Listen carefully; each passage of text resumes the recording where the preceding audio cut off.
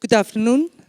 Thank you for inviting us, dear Nikos, and congratulations to the whole team for this amazing event.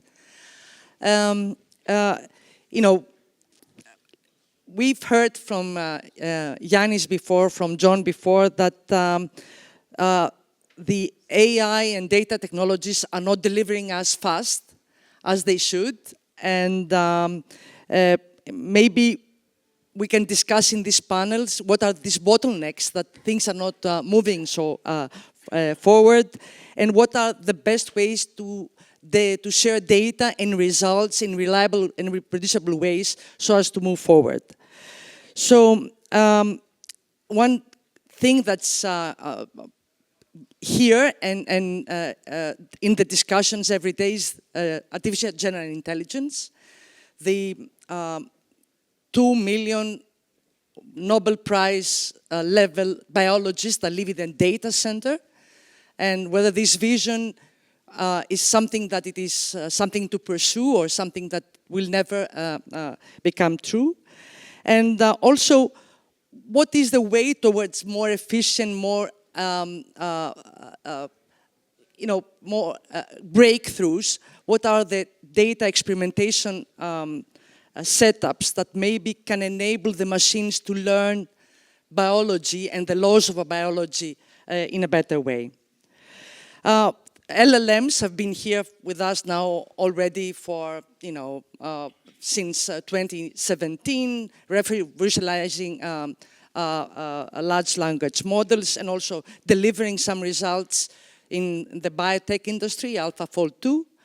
But, it looks like these architectures, the transformer architecture, is getting a bit tired, and maybe we should have more ideas and more innovative ideas towards different types of architectures, not only agentic systems and systems that hack the LLMs to get more results out, to be able to reason around them, but even more breakthrough and enabling and deep research. And also we have what was discussed before, the geopolitical ecosystem that's changing, and how the industry will have to revise their strategies, and innovation will have to revise their strategy to allow for the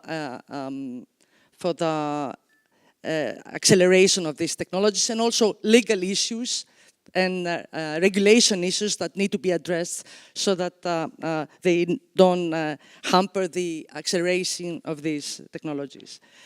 So today I have some amazing experts with me. You all know John Ioannidis, Professor of Medical Epidemiology, Population Health, and of Biomedical Data Science from Stanford University, one of the most influential scientists in the world.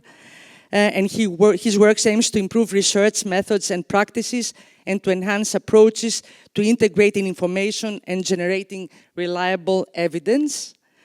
We have Harietta Eleftherochorinou, who is the Vice President, AI Strategy and Operations at IQVIA Research, with 20 years of international experience at the intersection of AI, medicine, business in Europe now and in Greece now. Andreas Stavropoulos, partner at Threshold Venture, member of the National High Committee for AI, and also a Vice President of Endeavor Greece. Elias Vyzas, who is a partner and head of consulting at EY Greece. And also he's the head of the EY Centers of Excellence for Data and Analytics that serves Athens, also Central, Eastern, Southeastern European, and Central Asia. And Danai Spentzou, who is working at the European Parliament advising on health and environmental policies. She's the coordinator of Young Voices in Health Policy and brings experience in intergovernmental organizations and private firms. Thank you all for being here. And I want to ask with John. John, your 2005 paper, Why Most Published Research Findings Are False, read by over 2 million readers, scientists around the globe, highlighted pervasive issues with reproducibility and bias in scientific research. How can data economies and AI today can be leveraged to improve the reliability, transparency, and reproducibility of scientific results in life sciences? I think we have a challenge and an opportunity. AI and new technologies can take assessments of reproducibility to scale. I think we can see lots of the things that took a lot of effort and manual and look at this again and again, be done very efficiently in large scale. You know, practically, instead of reading one paper, you can read millions of papers very quickly.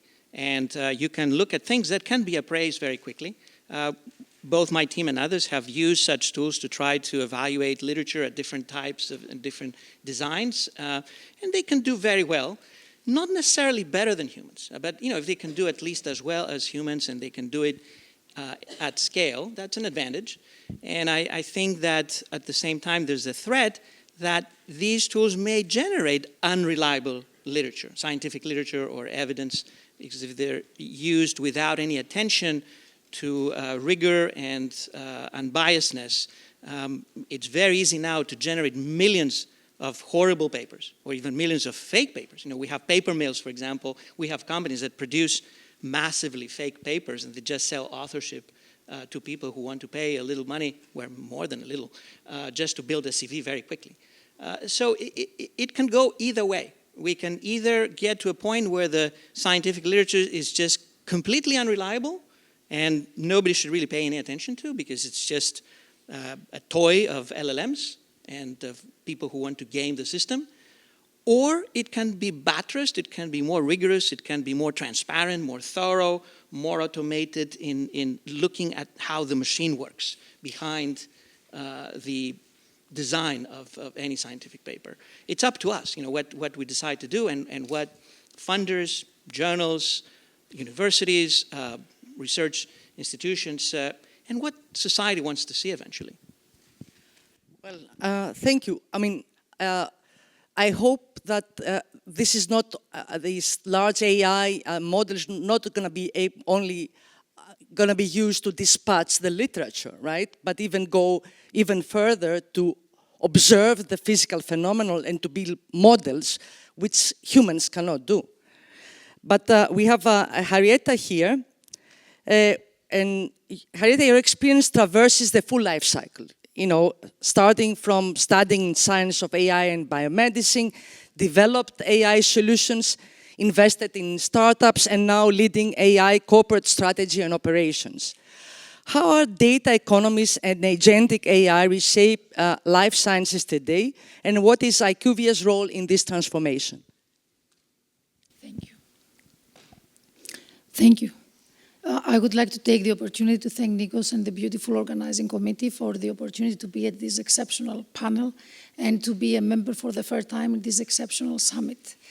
To your question, I would like to bring a very applied perspective because that's my expertise of applying artificial intelligence at large scale across the company, hundreds of applications. And before I do that, I would like to put my answer into some historical context so that we are all grounded on the same facts when it comes to data and AI economies in life sciences. The data economy in life sciences, I would dare to say, that only started in 1950s, very briefly, when the US insurers were capturing for the first time claims data for billing and reimbursement, and that was it. Really, that economy unfolded in waves that every time new data became available and new uses of that data also became available and how regulators and other organizations were making use of it. By the 1970s, we had the electronic health records, and for the first time, we saw longitudinal studies and therefore the use of data when it's captured throughout the years. Roll forward into 2000, we see the rise of genomics, later on of omics, and it is when we see artificial intelligence entering more systematically biomedicine, right? This is when I was also studying and did my PhD in machine learning. So we've seen between 2000 and 2010 a rise of tenfold of machine learning applications on healthcare and biomedical data, and after that came the commercialization of all these scientific applications. Roll forward 2010 onwards, we see deep learning and the first AI startups in biomedicine and healthcare now rising with a lot of solutions of deep learning to do diagnosis and other application. And 2016 was the pivotal year where with the 21st century of regulatory approval, real-world data becomes cemented as a core pillar and a standard of making decisions in healthcare and life sciences. Roll forward into 2020, so we shorten the window of every time that a new wave comes. We see the generative AI, as Dora very well said, of now being democratized, and we all have access to various chatbots and GPTs.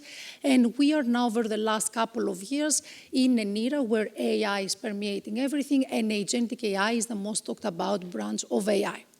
Now, as we've looked in this 1 minute, the past 70 years, every wave of data and AI came to add incremental value to the previous wave. Nowhere in these 70 years we have witnessed the disruption, the transformation, and the word that you use, the potential to reshape our life sciences industry. I would dare to say to those that say, and it's okay to have disparate views in a room, that we don't see enough impact, that we see substantial impact very, very fast, something that we have never seen previously. Agentic AI is the first branch of artificial intelligence that we've seen to have the potential to disrupt fundamentally how work gets done in life sciences. How do agents do that? First, they are able to analyze disparate data sources in such tons that humans cannot, and they work 24/7. Things that used to take for us 6 months, they now take 120 seconds. We have seen agents being excellent project managers. One of the most successful applications is orchestration, where they orchestrate various tasks, and again, we see efficiencies that we have not seen in the past.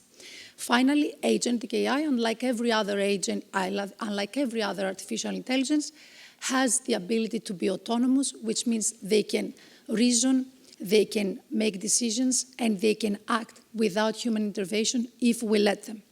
Now, as this is happening, we are seeing a shift of the operating model. What does this mean in simple terms?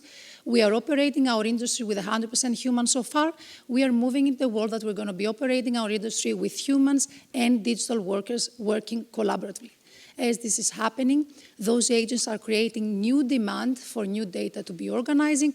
We see the rise of new marketplaces, of the consumption model, of the licensing model of data, and of course data and AI are becoming mutually reinforcing, causing an explosion in both of them in the life sciences industry. On your question, what is IQVIA doing in this space? As you all know, and for those of you that don't know, IQVIA is the world's largest organization, the world's largest healthcare data aggregator. We have 1.2 billion of de-identified unique patient records in our database that we have collected over the years through over 300,000 partnerships with organizations, governments, hospitals, pharmacies, and so forth. We have over 65 petabytes of healthcare data that we license and that we also analyze. When it comes to agentic AI, we are building on our rich history of developing AI solutions for the last 10 years, and we have over 200 in the market. And we appreciate that in order to move in these untested waters, we really need to work with partners to advance responsibly AI. Therefore, we have chosen NVIDIA as one of our partners to be on our side as we are developing our agents. And we are focusing, unlike other organizations who are taking a more generalized approach, to developing highly specialized life sciences agents. We have over 100 use cases that we are building in the company as we speak, but we very thoughtfully launch very few. We appreciate the risks, and as we are all both professionals and patients, we are advocates of what we call healthcare-grade AI, which is AI meeting the highest standards of patient privacy and trust. Nice, very nice, Harietta, on agentic AI. You know, a lot of people question whether the agentic AI is it's going to bring the revolution. Of course, it's going to solve a lot of problems, but you know, going agentic AI by hacking the LLM or by creating specific LLMs, maybe this is not as disruptive. It's good, but on a one level. But then now we have Andrea, who has extensive expertise in funding and coaching healthcare technologies and companies and applying AI and data technologies in the healthcare domain. But now the environment has changed in the recent years in view of recent geopolitical tensions impacting cross-border data flows.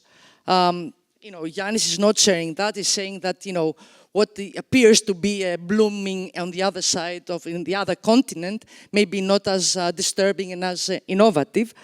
But, given these cross-border data flow tensions, and what strategic considerations should startups and investors prioritize to maintain competitive advantage in AI-driven life sciences? I will start by answering a little different question. Okay. And we can get to that indirectly. I feel like, in the prior talk as well, Yanni painted the picture that to me is kind of a half, and John's a good friend of mine, so I love always hearing him talk. But I would say he had a glass half empty view of the world. And as a scientist who's also even a meta-scientist that looks at the absolute highest level of research for publishing papers and thinking about their impact over a long enough period of time, I'm on the other side of the spectrum, right? I'm a venture capitalist. I work with young entrepreneurs that are at the very forefront of not just research, but also of actually building things. And the last thing they care about is whether they're hitting the academic standard of a particular paper or not, because by the time the good research is done, they've already built it 5 times over. So the other side of the picture with which largely I agree with Yanni about sort of the level, the incentives, the geopolitical tensions, what have you, what I can tell you is what we see from the front lines is the productivity of people who have ideas and their ability to use, among other things, AI to go from idea to implementation to testing in a much faster, let's say, closing of the loop, all the way from not healthcare only necessarily, but also from pretty much any productive field of the economy. In our case, we, as Threshold and DFJ before that, we invest in a lot of innovative ideas before they're obvious, right? We were the first in the Series A investors of Tesla, we were the first investors, largest investors in Skype and Baidu, a lot of different things where there is no proof, and there certainly is no proof at an academic standard of anything that they're saying is doable, let alone a good solution or something that's going to make money. What do I mean by all this, and how do I get to your question, Dora?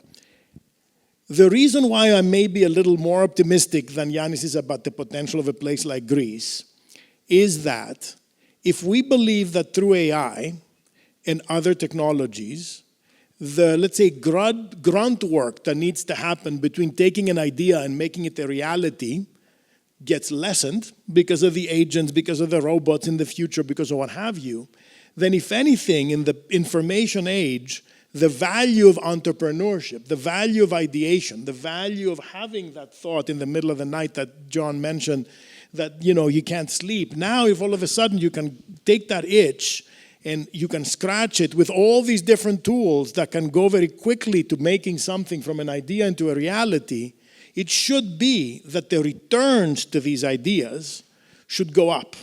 Because now it may not be about who has the biggest factory or the biggest robot or what have you. It may be about who has good ideas, who can ask the right questions, and who can leverage the tools that now can be available at a much cheaper price to go and put something into the world.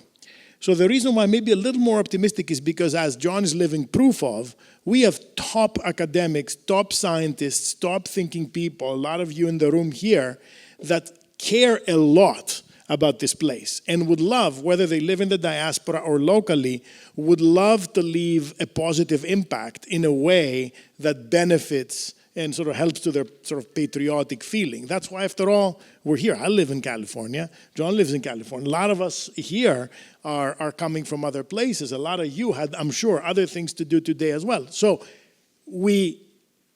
if this is a place that can actually tap and punch above its weight when it comes to thinking, creativity, inspiration, and we have, because the advantage of being small is that it's sometimes easier to move a smaller ship than it is a large one. So we have the advantage of some regulatory, and I agree, I don't want the politicians in too many things, but there's a few things that you do need them in, such as, for example, regulatory frameworks for things like data access. If there can be a very business-friendly, I disagree with Yanni on universities, if anything, Stanford may be at the place of maybe too much industry in there. I don't know that that's the case for the Greek university. I actually would like to see more applied research, more translational stuff, more industry closer with the Greek universities. But if we set up a framework around those kinds of things, it should be that we could play, let's say, in a higher level than what we've been in the past. Or at least that's part of what the cause for me is in spending time with organizations like Endeavor or the Growth Fund in Greece or others, who are trying to create this budding ecosystem of going from ideas to reality. So going back to the question of the geopolitical stuff and data flows, I think it's up to us. There is an AI Act. There are people who always, their first reaction is, if I see something, I want to regulate first, ask questions later. For things that are this fast moving, and on the one hand have potential also for harm, but on the other hand, we don't even know what we're regulating until it's out there. I feel we should be very careful about not papering ourselves up into a corner as Greece or Europe if we're going to try to punch above our weight when it comes to entrepreneurship in all these areas, including biotech. Let me pause there. Yeah. Okay. Thank you, Andrea. Now we move to Elias. Elias, you're very highly specialized, you're leading very highly specialized teams with strong quantitative background and industry-specific expertise, focused on areas such as machine learning and AI. In your view, what are the most critical financial risks and opportunities arising from the geopolitical reshaping of global health data markets? So, hi, and thank you for having me. It's a great panel. Actually, I'd like to comment on everything you've said, even in the previous talk, but I'll try to be really quick. There's the expression about the optimist seeing the glass half full and the pessimist seeing the glass half empty, and the engineer seeing the glass twice as big as it could be, which I like. I heard it recently, and I really liked it. So I've had the chance of having lived in the UK and the US, and I have the chance of having built a center of excellence with 380 doing data and AI, in the sense of is the current technology perfect? It's not, but it has amazing results already. So I agree with both, but actually there's a lot of domains that it can be used. So actually I'm not a pessimist because it's not working. I'm a pessimist because it's working. Sometimes I say that as a professional, probably Europe is the worst place to be in terms of data protection. But as a person and as a family, Europe is the best place to live in terms of data protection and regulation in general. So there are a lot of things that can be done with LLMs, Gen AI, Agentic AI, and all of those technologies, and we'll see much more, even if the core technology does not evolve further. The use and the combination of the various things that are being built will still see a lot of progress in the next few years, even if nothing else at the core technology, if nothing else changes. The problem is we will not fix the regulatory issues. We will not fix also the fact that it has been weaponized, not only within countries, but also across countries and across various threat actors, not even countries. And health data is a dangerous territory, even more than other data. So I think that regulation is actually important and needed around data, even if it slows pharma data or health data,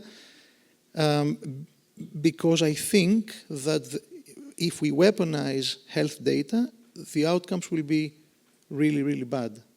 And yes, we develop solutions, they are deployed globally, and then they need to be tweaked to the actual regulations or not deployed in specific countries, or think twice on how we combine data. By the way, there is a trend, we haven't touched upon it, which is synthetic data. I'm not an expert on it, but I'm reluctant in the following sense. When you apply machine learning models on synthetic data, you probably get decent results. If you apply deep learning generally, and Gen AI in particular, on top of synthetic data, I'm afraid you may discover patterns that were not really there. They're just artifacts of how synthetic data were created. So I'm actually very reluctant on saying synthetic data is a solution. I'm not an expert, but this is my hunch, my fear, that it's not the answer we're looking for in terms of regulatory concerns about sharing of health data. Very exciting times, very dangerous times. I think we still need to be very careful in terms of how we use health data. Yeah. Well, in the health area, synthetic data, they're good if they're coming out of a model of the world, which is so complex that you cannot use to do at inference time. So you use the synthetic data out of the model to train neural networks so as to do the inference much faster. Yes, but, if you use the synthetic data on top of, if you use Gen AI on top of synthetic data, there are some extra risks, I think. So I have an intervention here. Actually, do we have any experts around about that? To reinforce the half-empty pessimist, like PC Thanatos, whatever you want to call it in Greece. So I think that we would all agree that we can do things faster, that it's bigger, most impressive, fascinating in rapidity, in velocity, in volume, but good outcomes, especially in health, do not really depend on speed or volume or mass of information. I've seen already, even before the advent of AI, that often when we go with faster speed and bigger volume, we just get more errors. Not more deliverables that are positive, but more nonsense, more stuff that are not helpful, that are just causing more trouble rather than helping people. So I do fear that we do have the risk of scaling up nonsense. And we don't have the training, the setup, the educational preparation, whatever you want to call it, to really avoid this. We just go blind. It's so attractive for anyone to just play with an LLM and generate. And True. Even well-prepared people, I have worked with people who have won Nobel Prizes, and they go and start using ChatGPT, and they come to me and they say, John, here's what a wonderful idea and analysis. And look at that. Goodness, you would have failed course 101 if you were to do that. And it's not that the LLM was wrong. It is just that the communication failed because there was no rigor in what the question was that was being asked. Can I twist then the use of LLMs? Can we use agentic AI to streamline operations, to improve quality of customer care, to improve pharmacovigilance, right? I think for input variables, yes, but for output, which eventually boils down to longevity and quality of life, we need evidence. And we need also regulation. And we, I don't want to have anyone who says, I have the best system and I have the best computational capacity, so therefore you need to trust me that do this. Well, we have a process for that. We have regulation. We have testing. We have randomized trials. Show me, prove me that that's the case. I don't see that happening. I just see people being so excited. Oh, I can do that 1,000 times faster, 1,000,000 times faster, 1,000,000,000 times faster, and they think that they can forget the rest. That's a big danger. I think there's a world where both can be true, right? So there's no question that for something to become gold standard, you need the kind of research that John's talking about with the kind of standards that he's talking about.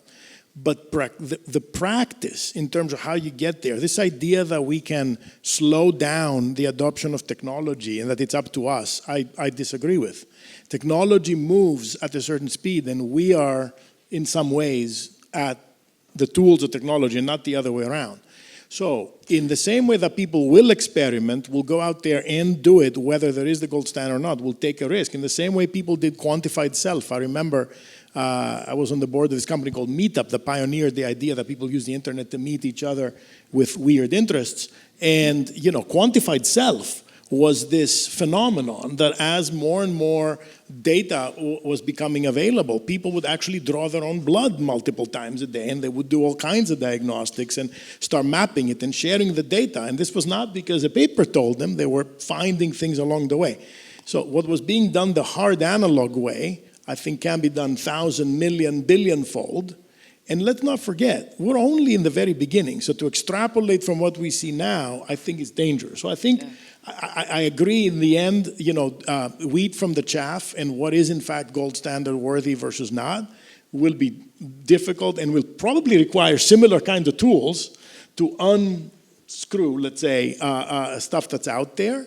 And people may die along the way. Well, I mean, hopefully not, but that happens on anything.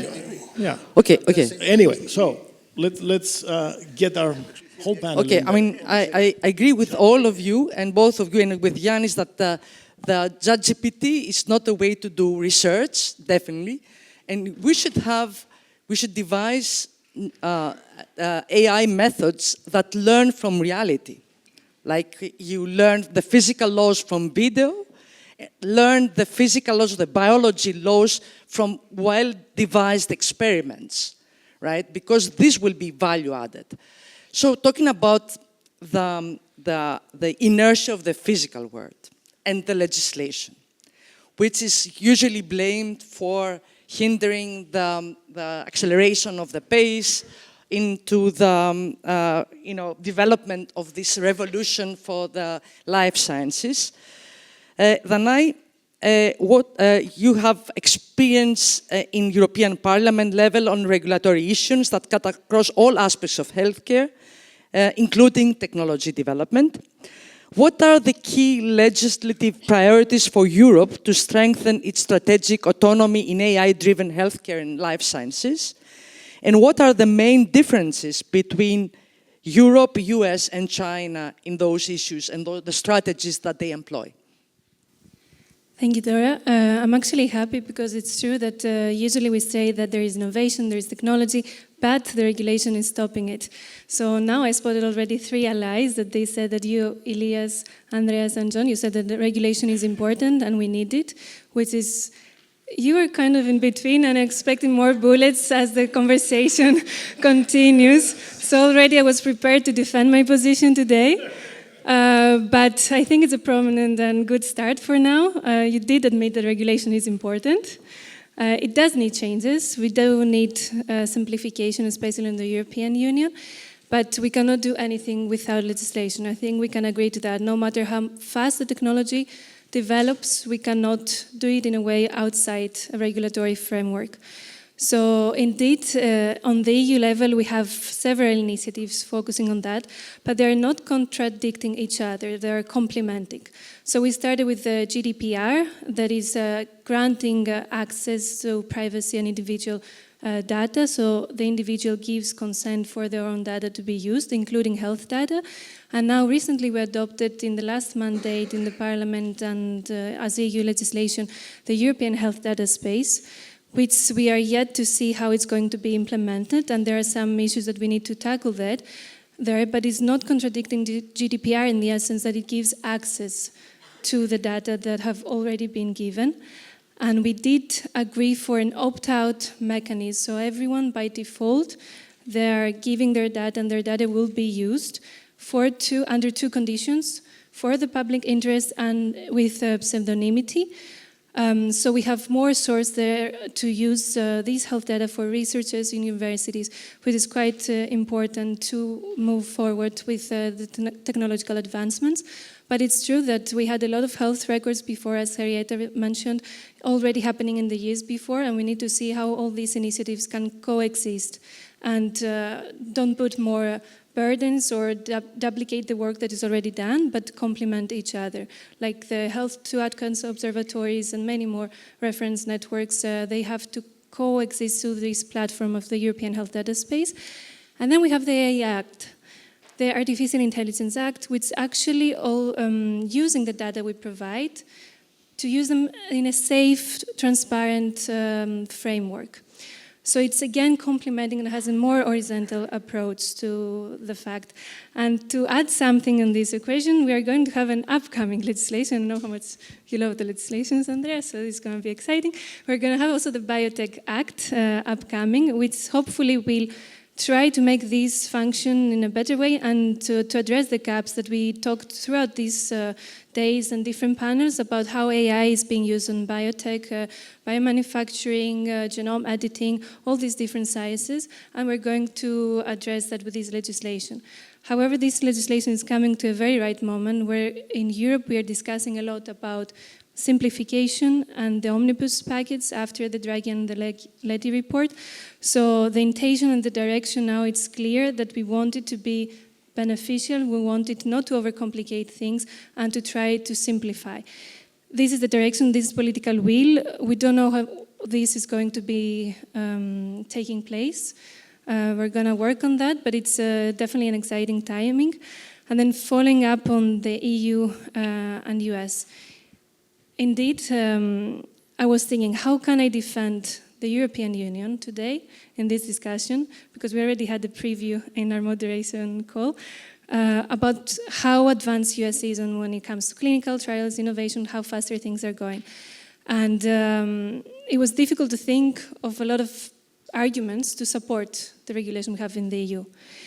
Still, I believe in it and I support it because I don't think it's either the US or China or the EU, because they have different values for each market. China is focusing on a state-driven, centralized data access. US is on a market, venture, capital-led innovation, fast access, and then Europe, it has value-driven values on transparency, trustworthy. So they address something very, very differently. The numbers, though, speak for themselves, and some recent statistics for the European Federation of Pharmacies and Industries Association, they said that per year, Europe has less than 4,000 clinical trials, and the US more than 158,000.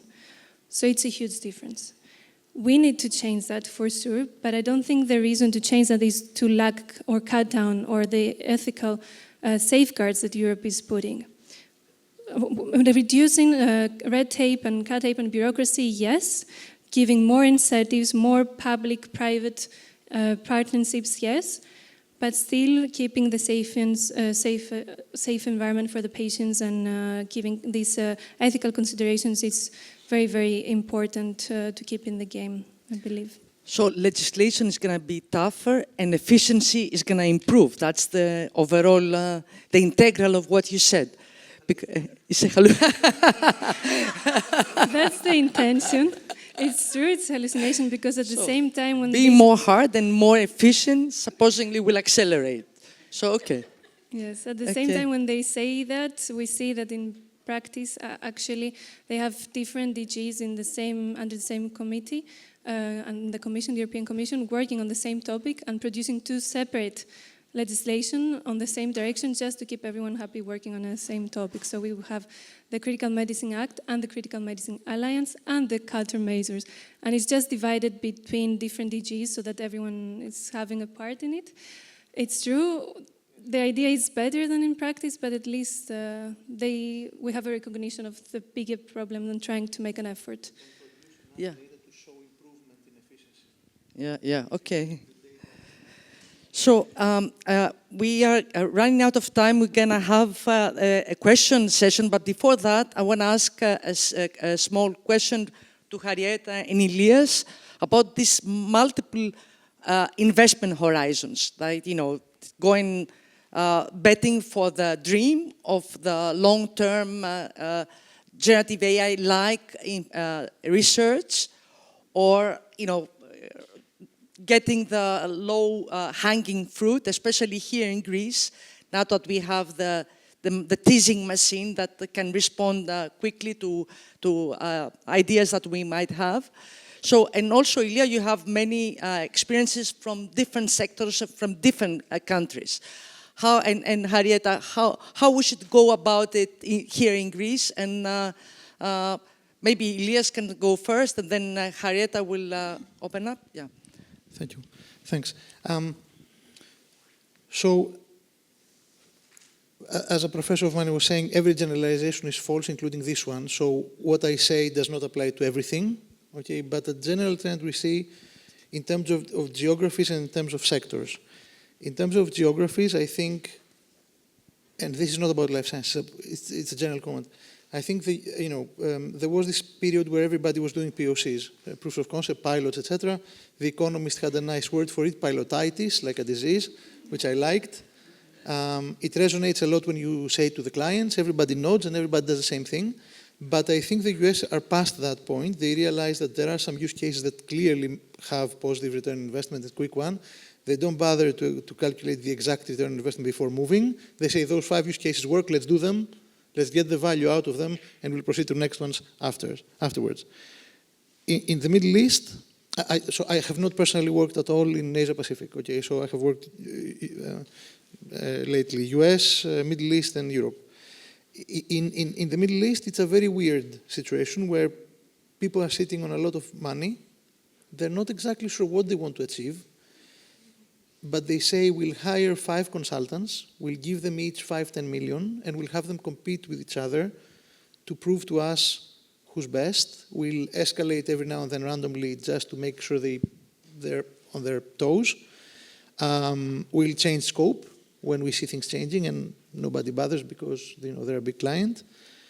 And basically the mandate is make me shine. Make me shine to my boss, make me shine internally, make me shine to the head of state, make my country shine versus the other countries in the Gulf or globally. And this is the situation, basically the 3 big ones, big spenders, Saudi, UAE, and Qatar. Unfortunately, Europe is still in a situation of pilots and POCs. We're still talking about 6-month use case identification, prioritization, ROI calculation, and then deciding one of the 6 and doing a very reluctant POC with 200K, and then not sure if they're going to put in production. It's crazy how different those 3 worlds are. I mean, what I'm saying is we say it in general, but it's crazy to see it every day, in every time you talk with those clients, seeing the same behavior. In that sense, and I'll go into the sector view as well, what we've noticed is the following. I would say, obviously there's many ways to segment the industries, but I would say that industries that were already doing a lot of analytics work, or whatever now is called traditional AI, I'm not going to go definitional now, but I would say banking, insurance, telcos, maybe consumer products, were doing, they had embedded, they had heavy divisions doing heavy analytics, they were maintaining hundreds of models, they had all this model management, model validation, model updates, they had all those, let's say, processes and teams and skills in-house, possibly also working with consultants, but they had, it was business as usual for them. Weirdly enough, they see this as an incremental game, saying, okay, we did analytics, now we're going to do Gen AI, we did AI, we're going to do, whatever. Which is a different way of seeing things. Other industries, for example, government, for example, industrials, for example, oil and gas, that did not have that established huge analytics divisions in the past, I see them now realizing that even traditional analytics work. So they do all the Gen AI stuff, but they also do the traditional analytics. So it's a double whammy. Instead of doing only one thing, they're also trying to do predictive maintenance, predictive quality, anomaly detection, demand sensing, things that other industries had already been doing. That said, there is a lot of value in combining Gen AI to improve traditional analytics, right? So demand sensing can obviously be done, route optimization can be done better. Efficiencies. So there were all those things that used to work, and now they can work better if you add some, let's say, unstructured data analysis on top. I'm going to call it, Gen AI is just a tool to handle unstructured data. Now, with life sciences, I would say, for me, in Europe, life sciences is a shining exception. I think they have realized that it is somehow, or they collectively deceive themselves that it is an existential threat if they don't do it. So I think life science companies, pharma companies, are investing tens and hundreds of millions in Gen AI and agentic AI, especially in their core business, which is interesting. Maybe they're completely global and they see their counterparts in the US moving very fast, and that's why they're more bold than others. But I see life sciences being different than the other industries in Europe. This is my take. I don't know if you agree or not. I have only been in life sciences. Yeah. Do you see them spending though? Focusing on the opportunity of AI in life sciences in Greece. Artificial intelligence in Greece is a significant opportunity for the reason that we have some ingredients in place that we don't have that we haven't had before, or that we don't have in other industries. First, artificial intelligence seems to be very high on the agenda of the Prime Minister and very high on the governmental agenda, and it is demonstrated by the partnership with OpenAI, by the fact that the government established the AI committee that Andreas is a member of, by the fact that we've invested in Pharos AI, and we also have this fantastic talent in engineering. I'm an engineer myself who graduated from the Aristotle University of Thessaloniki, and plenty of us went abroad having excellent careers in top universities without feeling that we were underprivileged with the education that we had here despite the old challenges, and we have excellent talent in the biomedical science. So we have all these ingredients. As we have these ingredients, I feel that we are somewhere on the map and we should double down. What double down really means?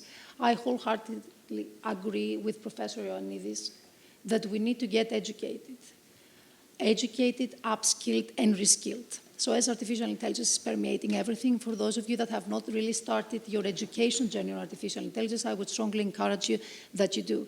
As we learn more about how the systems are being designed and are being trained, then we make better use and more safe use of the systems. I also agree 100% that there are several use cases across the world where we are indeed scaling up the wrong things, and that enthusiasm is what drives us when we have real problems to solve.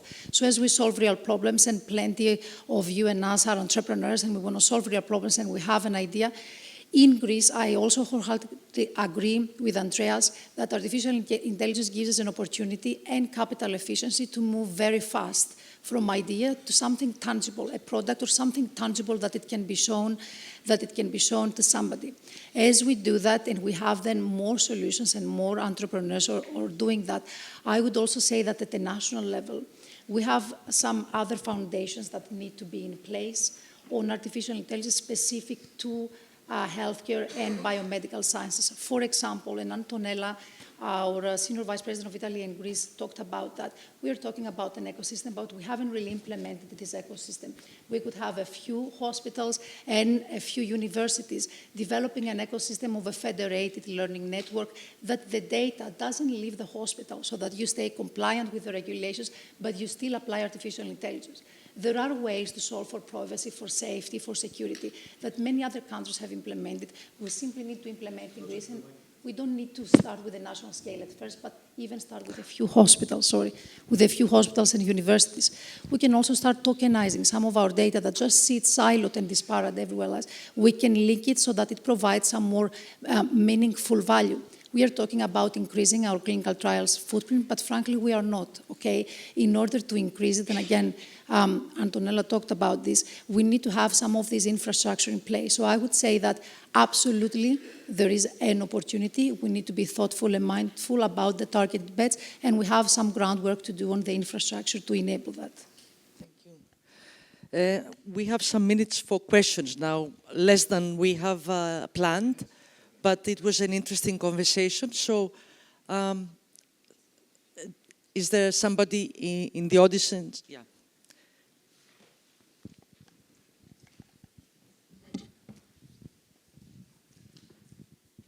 Please introduce yourself. Thank you. I'm Magda Papadaki. I'm a Chief Science Officer of the Chief Executive Officer of an AI first spin-out, among other things. Was moderating a panel earlier. This is a really deep panel. There are a lot of unknown unknowns ahead, so thank you very much for taking the time. to help us navigate. I'm wearing my regulatory hat a little bit, and we've thrown, I think, in this panel, a very wide blanket on what regulation is. There are certain things that lie with the legislators that Danai covered very, very nicely. But I think it's important to think about regulatory as a science, as the scientists that we are, because it's not necessarily the valley of death. So I'd like your views a little bit on how to use regulation a little bit more creatively. So patient access and data access assurances is a constrictive regulation that I think as people we prefer. But then there is the regulation around how data are used for decision making. And this necessarily becomes a little bit more constrictive. There is a difference between harmonizing methodologies and a difference going for the golden standard, but a wide continuum of how we can use standards and we can work with regulators to basically become more competitive, but also validate the technologies and help them commercialize. I'd like you to think along that continuum and give us a view of how perhaps regulation can help us propel AI rather than... Well, I think that was more than a very valuable contribution, and thank you so much. No, I'd like their thoughts, actually. What is the question again? How they could use regulation in a creative way, explain to us, so that AI, the use of AI can be accelerated. Well, that was my question earlier, but Sorry, do you want to repeat? Although I can give some note on that, I think you want the scientists to give their own opinion, right? Go ahead, Danai. Okay. Danai. Okay, so what we have seen in practice that could be helpful in that sense and provide more flexibility is what we call regulatory sandboxes. And it was firstly introduced in the concept of the revision of the pharma legislation now. That is ongoing process, and now they're having the trial negotiations among the EU institutions, which provides for industry stakeholders in general to experiment in a way and to have more flexible regulatory framework and laws in this specific context in the interest of the innovation and the technological advancement. So that concept, if we can apply also to similar legislations, I think it will be quite beneficial, and there is a willingness to do that now. I'm very glad you mentioned regulatory sandbox. I was going to say the same thing. I was going to say, between, you also said AI Act, right? So between the Act at a whole level and the actual implementation locally, there's actually quite a bit of leeway. I mean, take GDPR. GDPR had a lot of very different implementations depending on which country. There are some countries that totally shot themselves in the foot by strictly implementing GDPR. And when I say shoot themselves in the foot, I mean in terms of attracting venture-funded startup or other activity, right? There may have been a societal choice that they made, or maybe they made a choice without knowing the unintended consequences. For the AI Act implementation specifically, one of the things we put in the report on the sector that had to do with entrepreneurship and innovation is that we would love the countries of Europe to compete and Greece to compete with having some of the simplest to understand and easiest to implement and most business-friendly implementation of the regulation, because there's quite a bit of leeway, and at least as far as this, member of the committee is concerned, the more that we make it simple, easier to comply with, the less burden we put on, for example, people writing algorithms to have to document all this stuff. And therefore, the largest we can make those regulatory sandboxes, specifically for areas like healthcare and others, would be a good thing. Okay, we are running out of time. 2 seconds. Very quickly, then I will say just that also the language plays a role, I think. And this is a mistake from, at least at the EU level, is a very big mistake, that the language we produce in the laws, it's a complex of, it's a result and outcome of complex negotiations of different political groups and countries and interests, just wanting to have a specific language inside, which then is difficult for everyone to understand, and especially for the industry and stakeholders. And I think simplified, like making it simple, as you said, and also using the appropriate language for everyone to understand what the law is actually saying, is also something that we should focus more. Great. Okay, thank you all for this wonderful conversation.